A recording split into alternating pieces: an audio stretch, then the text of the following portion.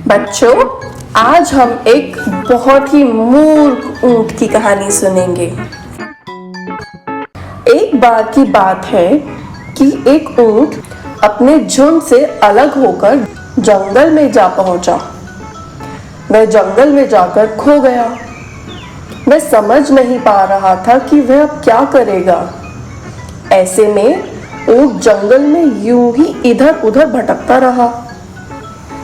उस जंगल में एक बहुत ही खूंखार शेर रहता था। वह जानवरों का शिकार करके उन्हें खा जाता था। उस शेर के 3 सेवक भी थे, कौवा, सियार और चीता। शेर जो भी शिकार करता फिर उसे खा जाता और जो भी बचता उसे कौवे, सियार और चीते को खिला देता था। शेर ने जंगल में ऊंट को देखकर अपने सेवक से पूछा, ये कौन सा जानवर है? आज तक मैंने इसे कभी भी यहाँ नहीं देखा है। ऐसे में कौवे ने शेर को बताया कि ये एक ऊंट है, लेकिन ये जंगल में नहीं रहता है। शायद ये अपने दोस्तों के झुंड से अलग होकर यहाँ भटक गया है। कौवे ने शेर से फिर कहा कि वह इसका शिकार कर सकते हैं। वह ऊंट खाने में बहुत ही स्वादिष्ट होगा। शेर ने कौवे की बात सुनी, लेकिन वह ऊंट को खाना नहीं चाहता था। शेर ने उससे कहा, ये हमारा मेहमान है और हमें इसे मेहमान की तरह ही रखना चाहिए। फिर वह शेर ऊंट के पास गया और ऊंट से पूछने लगा कि यहाँ क्या कर रहा है? ऊंट ने जवाब दिया कि वह अपने झुंड से बिछड़ चुका है और यहाँ भटक रहा है। ऊंट की बात सुनकर शेर को बहुत ही दया आई और उसने ऊंट से कहा कि वह उसका मेहमान है और इस जंगल में रह भी सकता है। अब वह ऊंट उस जंगल में रहने लगा और वहां घास फूस खाकर अपना गुजारा करने लगा। ऊंट का शरीर पहले से ज्यादा अच्छा हो गया था, क्योंकि उसे भरपूर खाना मिल रहा था। एक दिन अचानक से उस शेर और एक हाथी के बीच में लड़ाई हो गई, जिससे कि शेर घायल हो गया। घायल हो जाने की वजह से शेर और शिकार नहीं कर पा रहा था। ऐसे में वह शेर धीरे धीरे बहुत ही कमजोर पड़ गया। इसकी वजह से उसके सेवक कौवा, सियार और चीता तीनों भी भूखे रहने लगे। वह तीनों भी कमजोर पड़ रहे थे। ऐसे में कौवे ने जाकर शेर से कहा, आप बहुत ही कमजोर हो गए हैं। अगर आप और कुछ दिन तक भूखे रहेंगे तो आपकी जान भी जा सकती है। अब आपको उस ऊंट का शिकार करना ही होगा, जिससे आप फिर से दोबारा तंदुरुस्त हो जाएंगे और फिर से शिकार करना चालू कर सकेंगे। कौवे की वह बात सुनकर शेर को बहुत ही गुस्सा आया और उससे बोला, मैं ऐसा नहीं कर सकता। वह मेरा मेहमान है। यह सुनकर कौवा फिर बोला, अगर वह ऊंट खुद से आकर बोले कि आप उसका शिकार करिए, तो क्या आप उसका शिकार करेंगे या नहीं? शेर ने कौवे से कहा, हाँ, अगर वह आकर कहे तो मैं उसका शिकार जरूर करूंगा।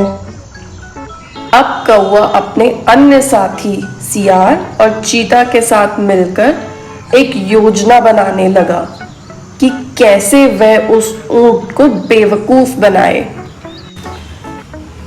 तीनों ने मिलकर एक तरकीब बनाई और फिर कौवा उसके पास चला गया और ऊंट से बोला कि शेर भाई बहुत ही ज्यादा बीमार है। वे कमजोर पड़ चुके हैं। मुझे नहीं लगता है कि वे अब बचेंगे। जब कौवा ऐसा कह रहा था तभी सियार और चीता भी वहां पे आ गए। कौवा फिर बोला, मैं शेर से खुद कहूंगा कि वह मेरा शिकार करे और अपना पेट भरे। सियार बोला, नहीं नहीं, मैं जाकर उनसे कहूंगा कि वह मेरा शिकार करे और अपना पेट भरे। फिर चीता भी बोला, नहीं नहीं, मैं जाकर कहूंगा कि वह मेरा शिकार करे और अपना पेट भरे। तीनों की बातें सुनकर ऊंट भी कहने लगा कि मैं शेर से जाकर कहूंगा कि वह मेरा शिकार कर ले।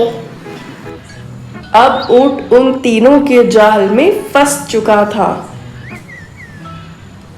ऐसे में चारों एक साथ शेर के पास गए और सबसे पहले कौवा बोला,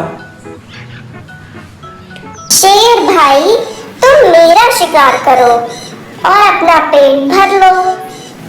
मुझे खाकर तुम बिल्कुल ठीक हो जाओगे। ये सुनकर सियार बोला, नहीं नहीं, तुम्हें खाकर वे अपना पेट नहीं भर पाएंगे। उन्हें मुझे खाकर अपना पेट भरना होगा। ऐसे में चीता भी बोला, नहीं नहीं, अगर शेर तुम्हें खा लेंगे तो उन्हें अच्छी अच्छी सलाह कौन देगा? फिर उनका सलाहकार कौन बनेगा? उन्हें मुझे खाना चाहिए। फिर कौवा बोला, नहीं, अगर वे तुम्हें खाएंगे तो उनका सेनापति कौन बनेगा? तीनों चालाकी से खुद को बचा चुके थे। अब बारी ऊंट की थी।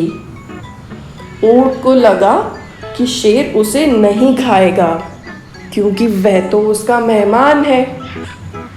ऐसे में उसने कहा, शेर भाई, आप मेरा शिकार कर सकते हैं और मुझे खा सकते हैं।